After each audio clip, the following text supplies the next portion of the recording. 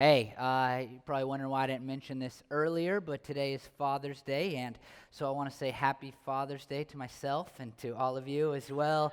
My dad is actually homesick today, and so he was supposed to do the announcements at the beginning, and so Happy Father's Day if you're listening online, Dad. But to all of you dads in this church, we appreciate you.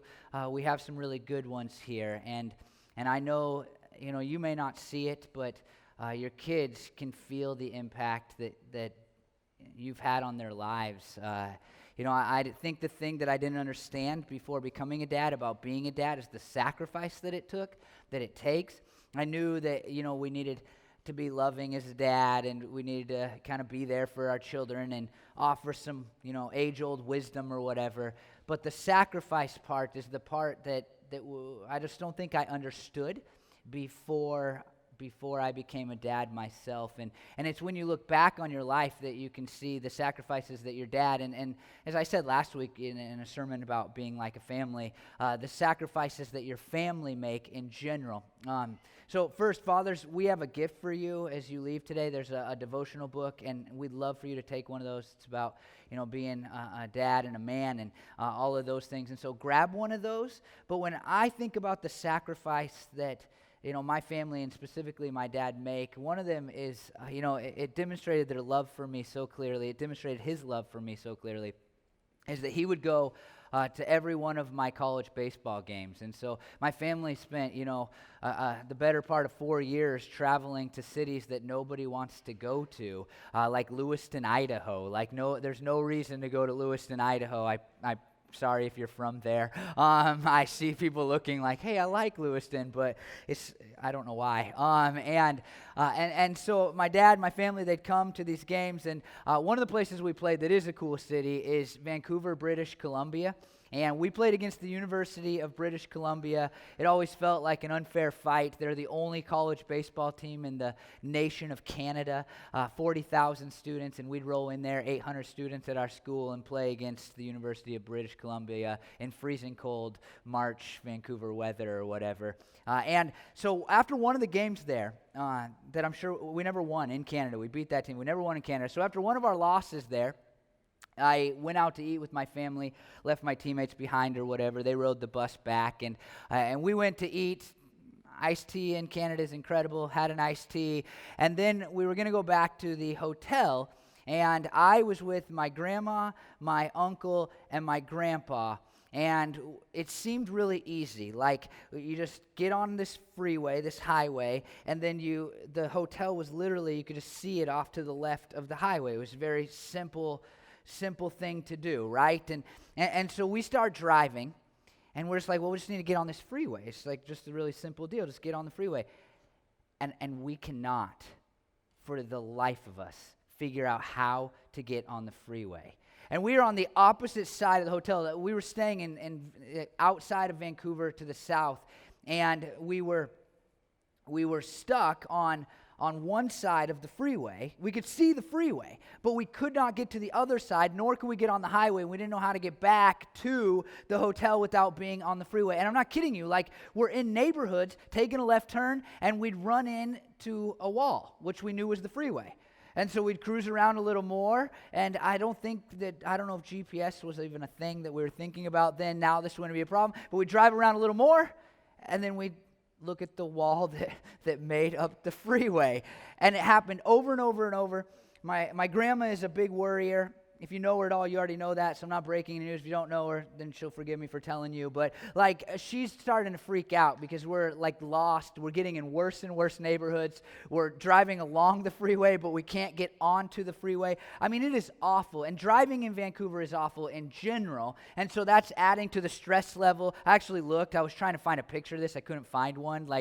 I was Googling, are there on-ramps in Vancouver, Canada? And actually, it's interesting. Vancouver is ranked as Canada's worst city to drive in, and apparently freeways are actually illegal in the city limits, so that's probably why we didn't end up on the freeway in Vancouver, and then we ended up on one side. So finally, I'm mad that we can't get on the freeway. I'm mad at my grandma because she's freaking out. I'm probably mad at my grandpa for not saying anything, and I'm probably mad at my uncle because he's the one driving, and it's like I just needed to be mad at everybody. And so I think while while the car is still moving a little bit in a neighborhood, I see a guy cutting his lawn or something. Not a good neighborhood. I don't care if they shoot me at this point, though. I'm like, put me out of my misery. Let it be over. I can't be in the car with these people anymore. And I hop out of the car, and I say, how do we get on the freeway, you dirty Canadian? Something to that effect.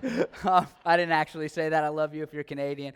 And he tells us, and we get on the freeway. But as I was thinking about my sermon this week, that memory came back to me, because today what we're going to talk about is the divider between, really this is simple, ready? The divider between us, me, and one another. We're doing this series on the one another's of the New Testament, and there's this divider, and I brought this to symbolize a divider.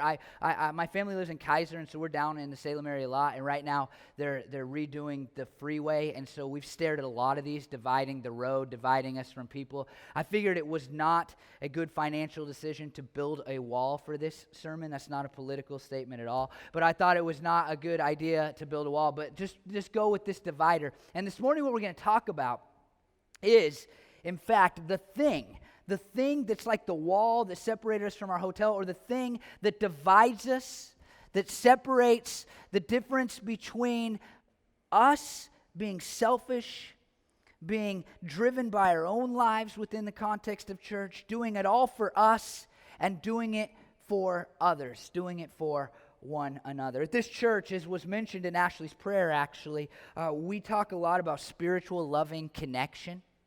And what we mean by that is that we want connections in this church that go beyond, hey, we play softball together. We want connections that go beyond, like, hey, let's talk about the Blazers or about the weather, or, all of those things. We want connections that can be described as spiritual and loving.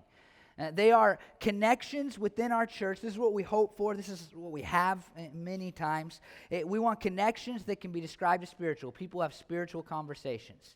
They don't just talk about the things that you can see and touch and do. They talk about the things of the soul, how our relationships are with God, how we're moving forward in our sanctification, and we want them to be loving. These are hard things to get to, though, right? The norm is to show up even with people at church and just to do the normal kind of stuff. We talk about our families, we talk about the weather, we talk about the next holiday and all that stuff. And I think that the major divide, there's a separator between going into spiritual loving connection and just going to church and doing it for yourself and being an individual like everybody else. On one side, you have isolation and loneliness and disunity and selfishness. And on the other side, there's spiritual loving connection, there's one another, there's all of these things that I think we want in church. And the divider is a single word. Here it is. Ready? You're waiting for it, and here it is. It's pride. Pride is the barrier between one and one another. That's going to be the point of the sermon today. Pride is what separates us from being isolated and lonely and self-driven. And this goal, this other side where we are in it for each other and we're helping each other and we're connected and there's love and there's passion and there's unity, all of these things, passion for one another, all of those things. But Paul says this, man, what he writes in Romans, how he says this is so much better than a single sentence. And that's what we're going to look at today in Romans 12, mainly verse 16, but I'll start in 15. I mean, he says this in just a beautiful way. Listen to how it starts in verse 15. Rejoice with those who rejoice, mourn with those who mourn. I mean, I'm gonna turn this, I think, just to make it a better divider illustration. Don't read this, I stole it from the school. But like on this side right here, you have, I'm in it for myself. When I go to church, I'm focused on what I get out of it. I'm probably lonely, even though I wouldn't admit that part. I don't really feel any connection to people at church. I don't allow people to connect with me. And on this side, in Paul's words, you have, I rejoice with those who rejoice, and I mourn with those who mourn. Is there any level, any higher level of unity than really feeling what somebody else feels because you care about them so deeply? I'm always amazed. Like, these are both sports illustrations. Sorry if you're not a sports person, but like I was thinking about rejoicing with those who rejoice, and here's where I see me not be this way at all. I watch the NBA, and I watch these guys who never play on the end of the bench, and they are cheering when their teammates do something awesome, and they're excited, and they're dancing, and they're high-fiving them, and man, I'm not wired that way. Like, if I'm not playing, even if I'm in the NBA, I'm sitting at the end of the bench thinking, man, I hope this guy is terrible because I want to be in the game. And that's the difference, right? Isn't that between me and Myers Leonard, to use a Blazer example? Like, Myers Leonard in the basketball world has figured out what it should look like in the spiritual world, where we're excited when we see somebody else's success. We're excited when somebody is excited. We celebrate when they celebrate. We are joyful when they're joyful. That's what's on one side. Rejoicing with those who rejoice. Also, I mean, mourning with those who mourn. Let me just give you another sports illustration. And someday we're going to have TVs on this stage. We're working on it, and I'll be able to show you this video. It would be awesome, but right now we don't have the ability to do that. But there's this video that I see every now and then pop up on Instagram, and the video is in a state playoff high school baseball game, and the pitcher and the batter have been best friends since they were kids. And it's the last out of the game if the kid at the plate gets out. That's a tough situation to be in, right? And so the pitcher strikes the guy out. Rough call, kind of, actually. And he strikes the guy out.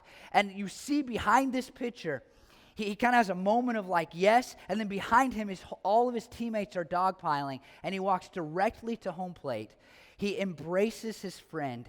He sits there with him. I'm talking like 20, 30 seconds, hugging him as the other kid is crying, and he's comforting him. And then after it's done, he kind of pats him on the back and walks back, and he celebrates with his teammates. That's a relationship. That's a connection where you're mourning with those who mourn. He should have been celebrating. You know, if it's just him and what he's done and all the success that he's feeling in that moment, I mean, that's just a moment to celebrate. But he was connected in such a way that he mourned with the person who was mourning. And then he went back with his teammates eventually. I think what Paul is saying is that church should be like that. When a guy's making the big shot, we should be celebrating what they're doing. And when somebody has struck out, we should be embracing them and helping them, recover, be comforted, all of those things. But most of us, I think, if we're being honest, we've not experienced that in church. I mean, church for too many people is just a group of people, like I said last week in the first sermon in the series, that get together, that hang out on a Sunday, that sing a few songs, that maybe join a small group together. But our experience isn't one where when we are sad, not because we're calling somebody up and saying, hey, you should be sad with me, but just because they care, people are sad with us. And when we are excited, people are excited with us. Now, this is a two-way street, right? And I said this last week, but my fear in all of these sermons is that we would look around and go, how come you're not more like that? I think we should be a church like that. And so when I'm sad, you be sad. And when I'm happy, you be happy. That's the easy, the simple, the natural reaction is just to say, man, this church sucks. Like if only these people would figure this thing out. But the call is to us. We must be people who are willing to invest and connect with people in such a way that when they're excited and they're sad, we feel those things. But we also must be people that allow for ourselves to be connected to in those ways.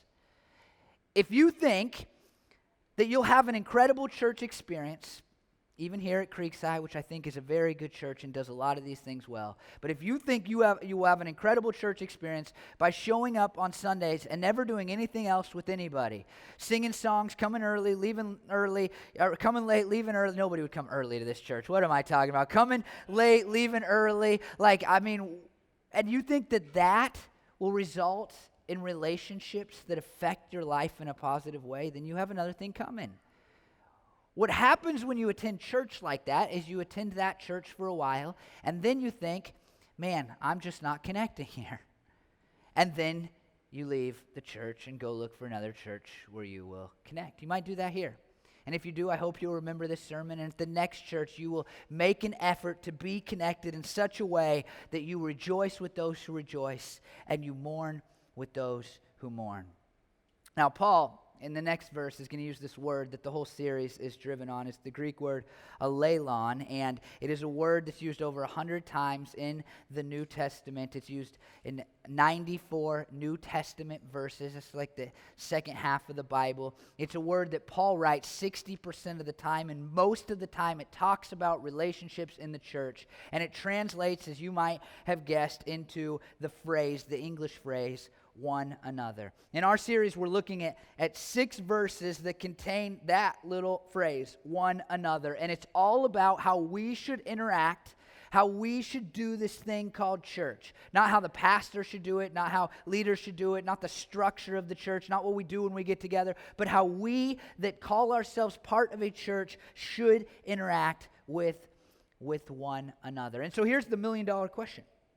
What is the one another that makes us rejoice with those who rejoice and mourn with those who mourn? What is the one another that would allow for that to happen, that would lay the foundation, that would be the groundwork for us to celebrate with those who are celebrating and mourn with those who are mourning? And here's what Paul says, Romans 12:16.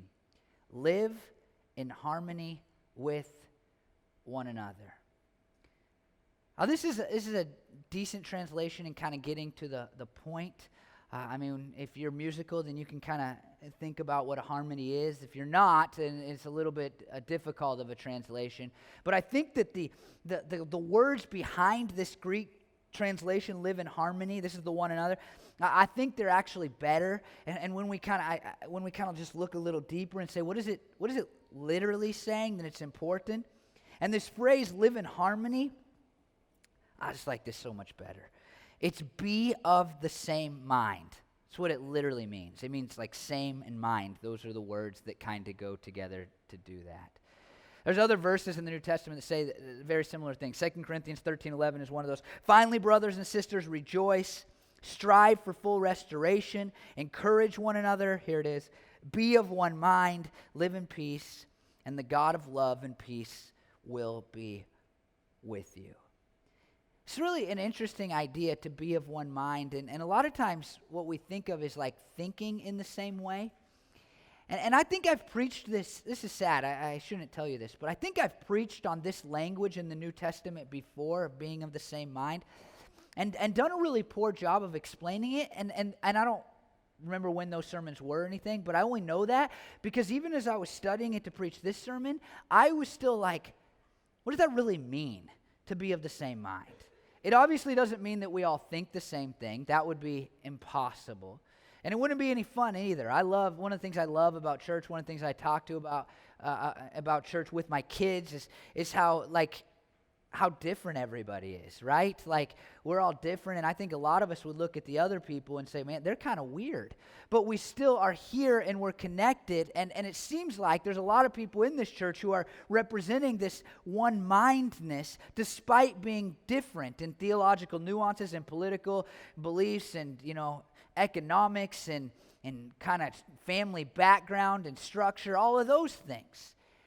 So it's clearly not thinking the same. It's clearly not being the same, because that wouldn't work. And so what is it? What is it to be one mind? I mean, how do we take this command, this thing that we are supposed to do together, one another, and how do we actually put it into practice? Well, there's this really kind of cool nuance here that's not in the other verses where this same thing is said. And the nuance is this. It actually says, like, think the same, and then it's this little word, towards one another, or unto one another. Now that begins to, give us a different idea, right? It's not just saying think the same things. It's saying think the same things towards one another. So what does it mean? I think it means something to the effect of we should display the same attitude towards all people regardless of social, ethnic, or economic status. That's one thing that's just so clear here. That's one way that people actually understand this verse at its core. Like, we should think the same no matter who the other person is in our church. That's hard in and of itself, right? I mean, it's hard not to look around and feel the same, to think the same about people that are vastly different in their interests than you, that are socially very different than you, that you have no real connection as far as interest towards. It's really difficult to have the same attitude towards those people as the guy that you go to church with, that you connect in every way with, that likes the Blazers and is into the same stuff and had a similar family background and makes the same kind of money. It's easier to do one of those things than the other, right? And so part of this surely is just having the same attitude towards all people that you go to church with.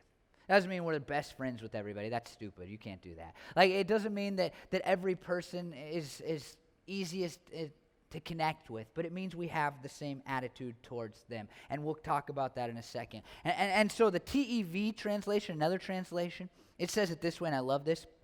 I think this gets us more to like what it actually means to do this. Have the same concern for everyone. I like that. And then some in church history have just said, here's the real meaning, and I think this is really close. Think of others as well as you do of yourself. Now that's harder, right? Like that, I mean, like, well, I can dislike all of you equally. Like that's pretty simple. Like, if I just don't really connect with anybody, if I don't really care about anybody in a church, then I'll be able to fulfill this command if all it means is to have the same attitude towards all of them. But really at the heart of this is that we have the same attitude towards others as we do about ourselves. We have the same care. We have the same desire to see success. We have the same hopes for everybody else as we do for ourselves. I'll say it this way. Another author said, think about others as you would have them think about you. That's good. It's like a twist on the golden rule, right? Think about others as you would have them think about you. It's really easy to tell ourselves that we'll obey that golden rule, do unto others as you would have them do unto you. And what that oftentimes means is that we're just kind of passive. We don't bother people. We stay out of their way. We're not jerks. We're not mean.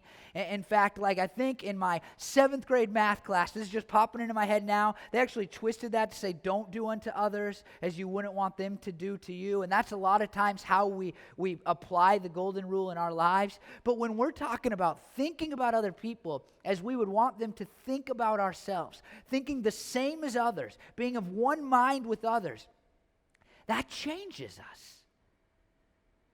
Because when we start to care about people and have affection for people like we do for ourselves, it's going to play out in very real ways. If you look at every person in your church and say, man, I just want them to be so successful in their spiritual life. I want them to grow. I want them to love Jesus more and more all the time.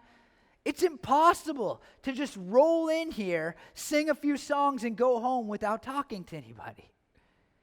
You come here and you say, man, I would want somebody, this is what I'd want somebody to talk to me today. So you talk to somebody. I would want somebody to ask me if there's anything I could pray for them about. And so you ask somebody if you could pray for them about anything. I would want somebody who saw me crying to walk up to me and say, are you okay? Is there anything I can do? And so you walk up to somebody when they're crying, you say, are you okay? Is there anything I can do?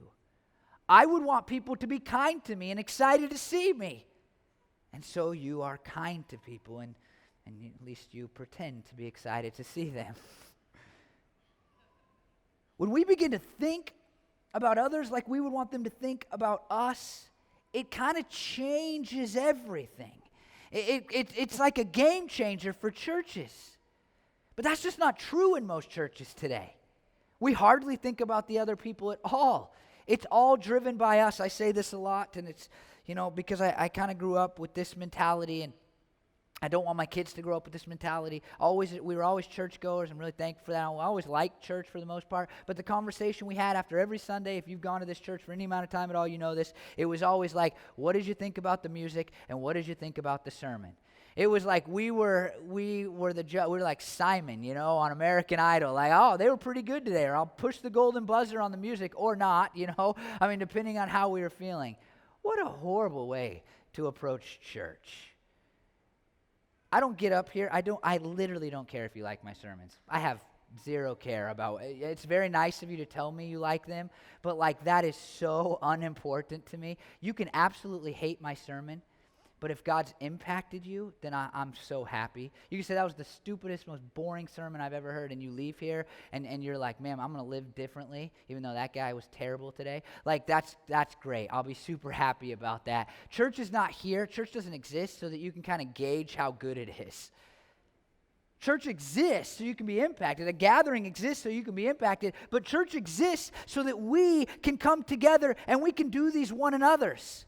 And one of them is to think about each other as we would want to be thought about ourselves.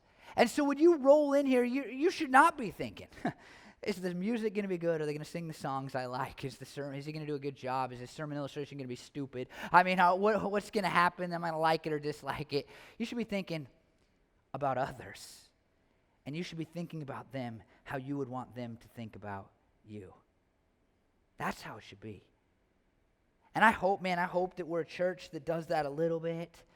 I mean, sorry if you're new, and I'm going to talk about you for just a second, but like somebody new walks in here, like, man, like, it's hard walking into a new church. It's uncomfortable. So how would you want people to think about you if you were walking in a church for a first time? And what would that interaction look like? And what would you do for them? And then you just go do it for the new people. I don't know. I think that we've totally missed this. We've made church this consumer-driven thing where we go to church like we go to a restaurant, right? Like we gauge how well the waitress or waiter did by how much we tip them. We leave reviews online. And look up church reviews sometime on the internet. It's a joke. Chairs aren't comfortable enough and things like that, which is true at our church. So please don't leave that in a review. But man alive, how different would it be if we took seriously the call of Paul here and said, I'm going to think about others like I would want them to think about me. It's a huge command. Philippians 2:2 contains a verse that really helps us to see what this looks like in the real world. I'm going to read you Philippians 2:1-8. Therefore, if you have any encouragement from being united with Christ, if any comfort from his love, if any common sharing in the Spirit, if any tenderness and compassion, then make my joy complete. If you like Jesus, then make Paul's joy complete by being like-minded or of the same mind, having the same love, being one in spirit and of one mind, do nothing out of selfish ambition or vain conceit. Rather, in humility value others above yourselves, not looking to your own interest, but each of you to the interest of others. In your relationships with one another, have the same mindset as Christ Jesus. This is a huge call, listen. Who being in very nature God did not consider equality with God something to be used to his own advantage. Rather, he made himself nothing by taking the very nature of a servant, being made in human likeness and being found in appearance as a man. He humbled himself by becoming obedient to death, even death on a cross. You might say, well, why should I be in it for others? I mean, America doesn't teach us that. I'm not wired that way. I mean, we're born selfish. Just get around a kid for a little while. We are born wanting stuff for us. So what changes me? Well, what changes you is becoming a Christian and understanding that the Jesus that we follow did this very thing.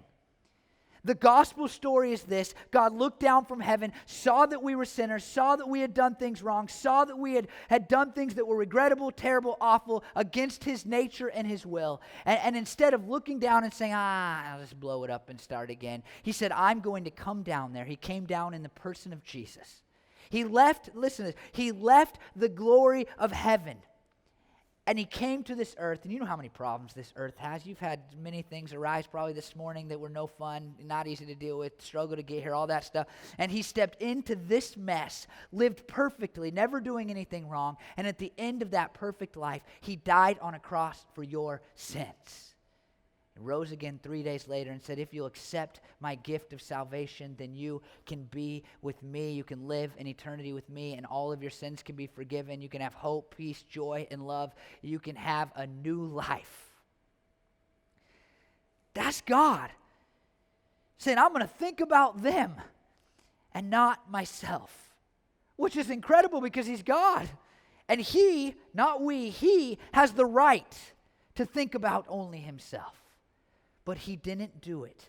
And he becomes the perfect model. Jesus becomes the perfect model for how we ought to interact with one another. Saying, I will be of the same mind. I will think about you like I would want you to think about me. I will have your concern in my mind instead of just my concerns. And when we begin to do that, we will rejoice with people who rejoice, and we will mourn with people who mourn. Jesus did it. I mean, think about the life of Jesus. It was so easy for Jesus to come down here and say, I got a job and I'm going to die on a cross and that will save you, good luck. But that's not how he lived. He looked at the hurting and the broken and the struggling and the poor, and he felt for them. There's this word, compassion, that Jesus has on people frequently in the New Testament. Basically means to feel something in your bowels. He feels it.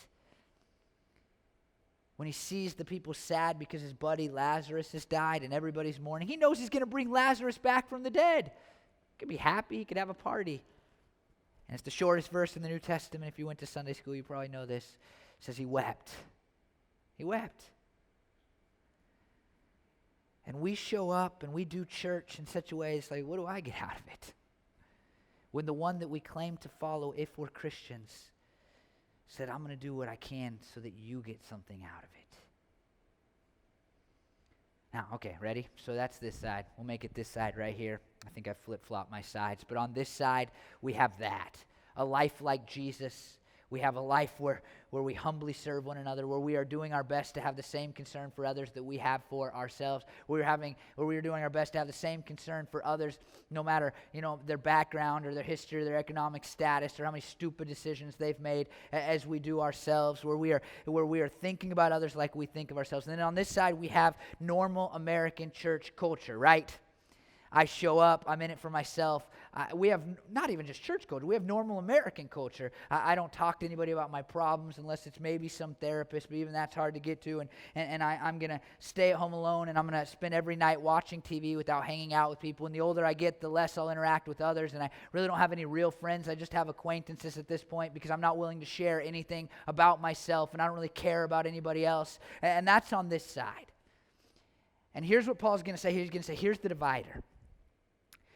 Do not be proud. Be willing to associate with people of low position. Do not be conceited. Pride. The barrier is pride. I said it before.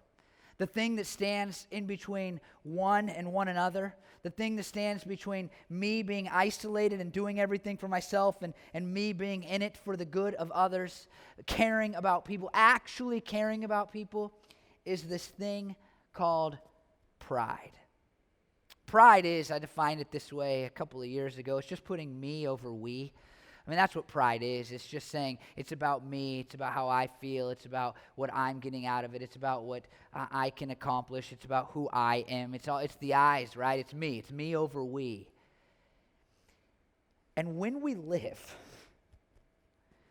filled with pride, filled with self-centeredness, filled with focus on me, then it is going to be impossible. It's going to be impossible to go from one to one another. We'll never accomplish it until we deal with this thing called pride. We will never accomplish it. We may try to climb over the barrier. We may drive around a lot like my family and I in Canada, saying maybe if there's another way around this thing, I'll just keep being prideful and maybe I can actually begin to think about people and care about people and not just myself. But we're just going to run into a wall or we're going to get lost along the way. We have to deal with the pride if we are going to be of the same mind as one another. And here Paul, I love this. He says, look, the barrier is pride. You can't be proud. If you're proud, this will not work. It's just not going to happen. But then he gives us like two anecdotes to pride, which are pretty cool. He says, be willing to associate with people of low position and do not be conceited. Now, let me just say there's a little controversy over the first meaning, be willing to associate with people of low position. The Greek language there, it's interesting. It doesn't actually say people. And so it's one of two things, but both are true and both are seen other places in the Bible. It's either be willing to associate with people of low position, or it's be willing to do jobs and tasks that are low, that are unimportant. Both those things are pretty good, right? I think that Paul's first anecdote to pride is that we just are willing to hang out with people that are struggling, hurting, broken. And I would just say, if we could just take both of them, the other anecdote to pride at the beginning of this is just be willing to do the things that nobody else wants to do. How radically different would the American church be if everybody took that mindset? Like, oh, somebody's got to take out the garbage. I'm the guy for the job. Somebody has to deal with the trash at the church property. Well, that should be me. Somebody has to, I don't want to say any jobs that you're actually doing because I feel bad, like making your job lower, but like somebody going to stay here afterwards and make sure that there's no trash on the ground when we leave? It's going to be me. Like, what if we all just had that mentality? Where would I think that the pride that stands between one and one another would start to deteriorate if we said, man, I'll hang out with anybody, even if nobody else in society likes them, and I'll do any job, no matter how low it seems, no matter how unimportant that job seems. And one of the things I tell myself, I'm not really like a self-help guy, but if I have a couple statements that I go to. One's kind of new. Did you see C.J. McCollum after his interview when they played 54 minutes, and he said, "I'm built for this." I've been saying that to myself when I'm having a bad day. I'm built for this. That's not the one that's important today. The one that's important today is never be too big for any job or too small for any job. And so I just tell myself, like, there's no job at this church that I'm too important to not do, and there's no job in the world. I kind of tell myself that. Like, I could step up to the plate and get whatever I need to get done. If the world was going down, I'd run towards the action and say, what can I do to help? And so I just don't think we should be people who say, I'm not going to do something because I'm above it. That's pride. But what's so cool about this is it's action-oriented, right? Paul's like, hey, if you have that pride problem, you're like, I'm too cool for that job. Just go do the job. Just start doing it. And then the pride will be overcome. Now, the other thing I think is so interesting is do not be conceited or do not think of yourself as wise. That's really interesting, man. My whole generation thinks of themselves as so incredibly wise. I mean, all of my millennial brethren are like, we're wiser than our parents, and we're wiser than our grandparents, and we're wiser than everybody who ever lived in history. We're like so much, if they were as smart as us, the world wouldn't be as messed up as it was.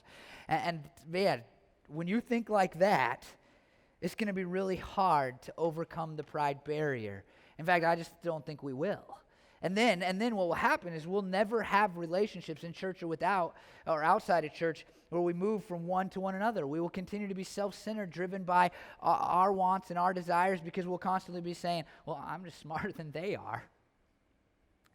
We can't think of ourselves as wise. I love that. And so here's Paul. Here's Paul saying, look, there's this barrier that you have to get over. And what he doesn't, I love, it would be so easy to say, here's what you do. You just knock it, stop being prideful, right? Like, oh, okay, how do I do that? What do I do? He's like, here's two things, and we've made them three, kind of. Like, one, be willing to do any job. In fact, find low jobs to do within the ministry. Two, associate with the people who nobody else wants to associate with. And three, stop thinking of yourself as so wise. Say, I have a lot to learn. I need to grow. I need to talk to other people who are more wise than me. I need the one another's of church because I need to know what they have to say. Now listen, this is in Romans 12. Remember, at the beginning of Romans 12, he kind of tells us, I think, what's at the heart of all of it. Romans 12, 1 and 2. Therefore, I urge you, brothers and sisters, in view of God's mercy, to offer your bodies as living sacrifices, holy and pleasing to God. This is your true and proper worship. Do not conform to the pattern of this world, but be transformed by the renewing of your mind. Then you will be able to test and approve what God's will is, his good, pleasing, and perfect will. And Paul is saying, look, here's the deal. You have to think differently than the world. You have to learn to think in a way that is more God-like. If you are going to put into practice all of these things that follow, including being of the same mind as one another. In fact, he uses these three words in this one verse right here at the end of our verse 16. And all three of the words are the root word for think. He's saying you have to start to think differently if you're going to do this one another thing well.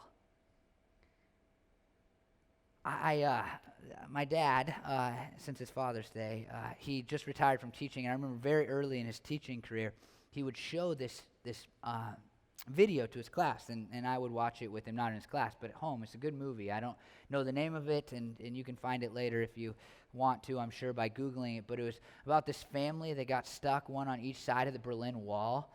And so this family wants to get to the other side and be with their relatives or whatever, and they conduct this plan.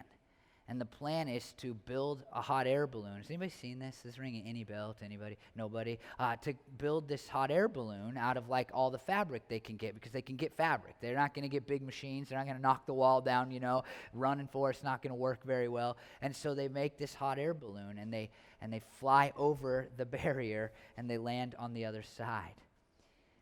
And I think that what Paul says here is there's this barrier called pride. And the way we overcome it is by rising above it and thinking more like God. We need to move our thinking up. We need to raise our thinking towards the thinking of God, who, remember, being in very nature God, did not consider equality with God something to be grasped, but made himself a servant, as we read in Philippians 2. We need to be people who say, I'm going to do my best to think like God. I won't think I'm too big for any job or too cool to hang out with any person. I won't think myself wise, but instead I will try to be humble and focused on others and look at God and say, man, if you sacrifice that much for me, then I should be willing to sacrifice. And I think that if we'll do that, if we'll take Paul seriously, then our minds will be elevated. And when we land, we'll land on the side of one another. The reality is for us that we're never going to be a great church unless we're in it for one another. But man, we can be stuck on this side. We can be stuck over here just in our own, stuff, thinking about ourselves all the time. But God through Paul is saying, elevate your thinking in order that you might rise above the pride and become a one another person, a person who thinks the same, who has the same concern for other people. I just want to quickly just share a couple of stories from my own personal life where I've seen this done, and it's been really life-changing and important and impactful to me. Both of these guys are pastors that did this for me. It's not the only people that have done this, but people that were just saying to show concern to me like they would want concern shown for themselves. The first is a guy named Jim Samra, who I talk about a lot here. I talked about him last week in my sermon, actually. He wrote a book called The Gift of Church. Man, read it. It's an incredible book. But in that book, Jim talks about what church is, and it radically changed my life. But here's what was more important to me. I sent him an email because I made some connections out of that book that he hadn't included in the book. And I just said, hey, did you think about this, basically? A few weeks later, I get a call from this guy. Pastor, very large church in Grand Rapids, written multiple books, way smarter than me. And he calls me. He just tells me, no, I didn't think about it. That's a great connection. I really appreciate that. He hangs up. I shoot him an email later and say, hey, I'm a new pastor. Can you, be my mentor? He says, yes. In the early days of my ministry, he'd call me every now and then, or I'd call him, and I would just run things by him and say, here's the deal. I don't know how to handle this. I don't know what to do about that. And he'd just stay on the phone with me and talk me through these things. Absolutely did not need to do that, but pride did not stand in the way. He didn't go, I'm too good for this guy. This is what most authors, I feel like, would have done. How dare this guy try to come at my book like that and tell me I didn't think of something. But Jim's a guy that just over the pride, and he said, this is about one another. And then, man, I was just thinking about this week. There's a very famous pastor named Craig Groeschel. You've heard of him if you're in the church world. The Bible app that you have on your phone, that's Craig Groeschel's church that created that app for you. And I was newly diagnosed with MS and a young pastor, and my cousin, named Felicia, she's in town right now, she walks up to him after his church service. Let me just tell you, there was 100,000 people that attended their campuses online and in person on Easter last year, right? So it's not like Craig doesn't have anything to do on a Sunday morning. And my cousin Felicia walks up to him, hands her phone to him, and says, hey, my cousin's a young pastor. He has MS, pretty recently diagnosed. Could you say something to him? And he just spends a minute talking to this phone saying, hey, This is a hard thing you're dealing with, but carry on. It's worth it to stay in the ministry, to keep doing this, to battle this. It's going to be hard certain days, but keep at it. I'll be praying for you. I don't know if he's prayed for me, but what? Like, there's no reason that he needs to move from here to here, right? But at some point in his life, and I really believe this about Craig and Jim, they just elevated their thinking and said, this isn't about me. This is about one another. I'm not too prideful for this. And both of those interactions, you can see by my eyes getting a little teary, were so important for me. And you can be that important interaction for others if you will move over pride, if you'll move from one to one another. Let me pray that you'll do that. Lord Jesus, I pray that this is a church that is so driven by the one another's. Lord, so many of my church experiences in the past were just me going, hanging out, Lord, not really involved, not connected to. Partly my fault, probably partly the culture of the church's fault. But God, I just pray that we would not be that church. And Lord, I know that not every person will ever connect, and I know that we'll have people that show up late and leave early, God, and I know we'll have people that attend for a while and drift, but I pray just the culture of our church would be one of one another and not one, would be one, God, where we are thinking in the same way about each other as we would have others think about us. Lord, you know I'm bothered, like genuinely, deeply, passionately bothered by what the church has become in America. And God, I'd love to see the church in my lifetime be more like what you want it to be, less like a show that people show up to on a Sunday or once a week, whenever, and more like a family, as we talked about last week. And I think, man, one of the biggest barriers is our pride. And one of the greatest changes that I would love to see, God, is that we would become of the same mind of the people in our church, and even God churches, godly churches, would be of the same mind of each other, Lord, caring about others. I pray that our church, Creekside Bible Church, the leaders in this church, we would have the same concern for the churches, the other churches in our city, the other churches in our state, the other churches around the country, the other churches around the world, as we do for ourselves, God. That we would care that the other churches succeed, that they grow, that lives are changed and impacted, that they baptize people. I pray we'd have that concern for them, the same concern for them as we do ourselves, God, because we would lessen our pride. We wouldn't lessen our pride. We'd go above our pride, God, as we learn to think like you. I pray for every person who sits before me, God. I pray for those listening online, Lord. I pray that this morning you would challenge their hearts and you would move them at least a step, God, towards being people who do church for one another and not just for themselves, Lord. I think that is one of the hardest changes to make in how an individual, including myself, approaches church, goes to church. But I pray people this morning, God, would actually take a step forward in being in this thing for one another, of having the same mind, God, of having the same concern for others. Work in hearts, God, change lives this morning. I pray these things in Jesus' name. Amen.